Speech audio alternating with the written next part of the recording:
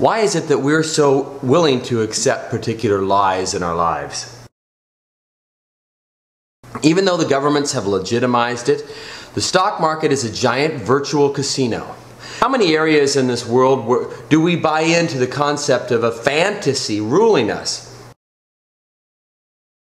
No one wants the responsibility of the reality of executing a prisoner. So one person presses a button and a second person presses a button and a third person presses a button and then the person dies. Well, I wasn't necessarily the one that killed him. That is a BS lie. You can split the task of murder over 3 different people, but it's a fantasy that we buy into to give people this sort of cold comfort that has no reality. Well, if you're going to make the commitment to execute people, do it. Have one person, have him be the executioner. Why try to sugarcoat it? Why try to sugarcoat reality?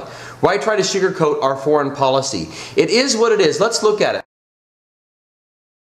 You can't get any publishers to publish your book, so you publish it yourself. That's vanity press. You've not proved to the world you have not accomplished anything other than buying your way into the world of art, where you don't deserve to go if you have to buy your way there. People are buying their way into things. I remember having an idea that was patentable. I called a patent attorney. He says, I love your idea, I love your idea. Write me a check for $4,000.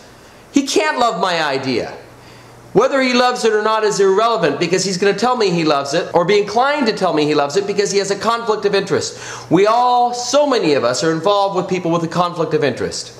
My grandmother says, do I look fat in this dress? I have a conflict of interest. I love my grandmother. I'm not going to tell her she looks fat, so I lie to her.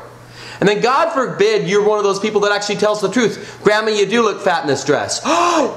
You know, maybe Grandma will never talk to you again. Maybe Grandma will realize that you're the only person she can really trust.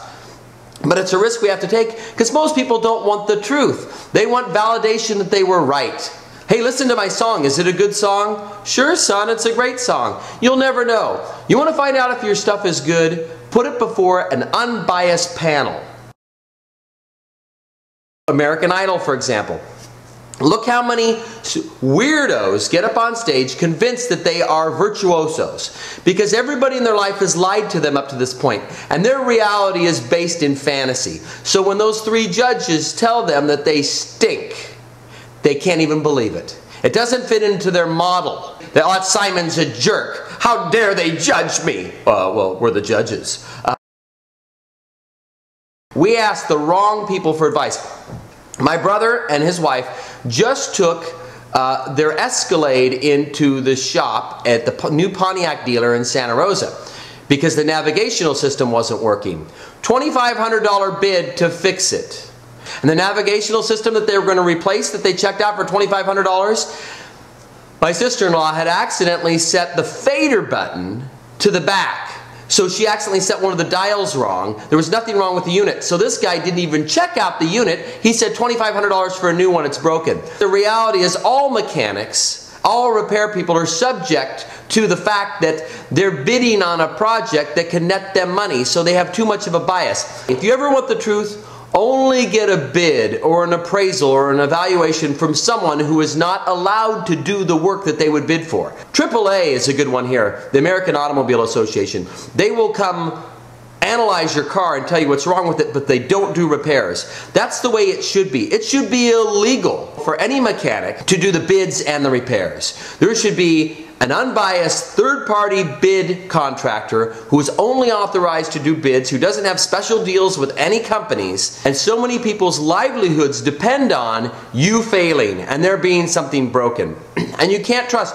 Don't buy into the vanity press. You see, it's your fault. If you ask for advice from someone who can profit from their answer, you're asking the wrong person.